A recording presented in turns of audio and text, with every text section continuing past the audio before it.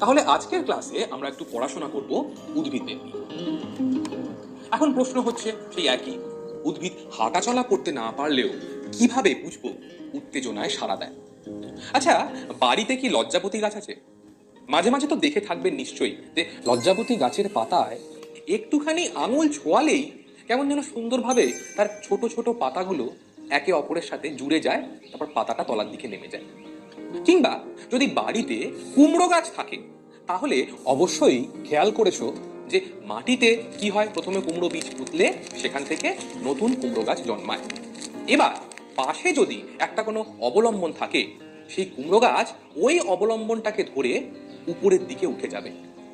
এরকম লজ্জাবতী গাছের ছোট ছোট পাতা বন্ধ হয়ে যাওয়া বা কুমড়ো গাছের কাণ্ড উপরের দিকে ওঠা, এই জিনিসগুলো অ্যাকচুয়ালি কি?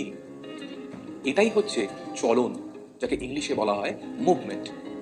তাহলে অ্যাকচুয়ালি চলনটা কি? সোজা কথায় বলতে গেলে একটা জায়গায় দাঁড়িয়ে থেকে নিজের বডি পার্টসকে নাড়াচাড়া করানো বা সঞ্চালন করানোই হচ্ছে চলন। গাছ তো এটাই করে। মাটির মধ্যে এক জায়গাতে দাঁড়িয়ে আছে, সেখান থেকেই লজ্জাবতী গাছের পাতা মুড়ে যাচ্ছে, আবার কুমড়ো গাছের কাণ্ডের আকর্ষ কোনো কিছুকে অবলম্বন করে ওপর দিকে উঠে যাচ্ছে। এইরকম ভাবে আমরাও তো করি।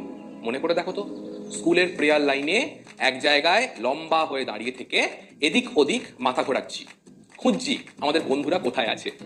ওটাও হচ্ছে একটা চলনের উদাহরণ। তাহলে কি বোঝা গেল যে চলনটা আসলে কি? ক্লিয়ার তো? বোঝাতে পারলাম তো? একদম। এখন তো প্রথমেই আমি বলে দিলাম যে আজকে একটু পড়াশোনা করব আমাদের উদ্ভিদ বা প্ল্যান্টদের নিয়ে। তাহলে উদ্ভিদের এরকম চলন যে মুভমেন্টটা হচ্ছে, তার কারণটা কি? এই কারণগুলোই খুঁজতে চেয়েছিলেন বিজ্ঞানী জগদীশচন্দ্র বসু।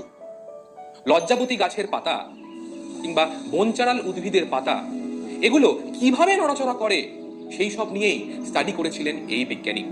লজ্জাবতী গাছের পাতাটা লক্ষ্য করবে যে পাতা কিন্তু একটাই, তার মধ্যে অনেক ছোট ছোট দুপাশে পত্রক রয়েছে। তাদের স্পর্শ করা হলে তখন সেই উদ্দীপনা ছোট ছোট পত্রকের গোড়ার দিকের উপসে পৌঁছায়। আর যেই সেই উদ্দীপনা কোষের মধ্যে পৌঁছাবে, একটু আগেই বলে এলাম, রাসায়নিক যে পদার্থ, সেই রাসায়নিক পদার্থের মাধ্যমে সিগন্যালগুলো ওখানে জমা হবে। তার জন্য কি হবে? তার জন্য ওই পাতার কোষের যে প্রোটোপ্লাজম আছে তার ঘনত্বের পরিবর্তন হবে, ঘনত্বটা বেড়ে যাবে। এখন এই প্রোটোপ্লাজমের ঘনত্ব বেড়ে গেলে উদ্ভিদের কোষ আর কোষের মধ্যে থাকা এই যে জেলি লাইক পদার্থ, তার প্রেশার কি হবে? কমে যাবে। আর এই প্রেশার কমে যাওয়াটাকেই বলা হয় রসস্ফীতি জনিত চাপের পরিবর্তন বা কমে যাওয়া। আর যদি প্রেশার কমে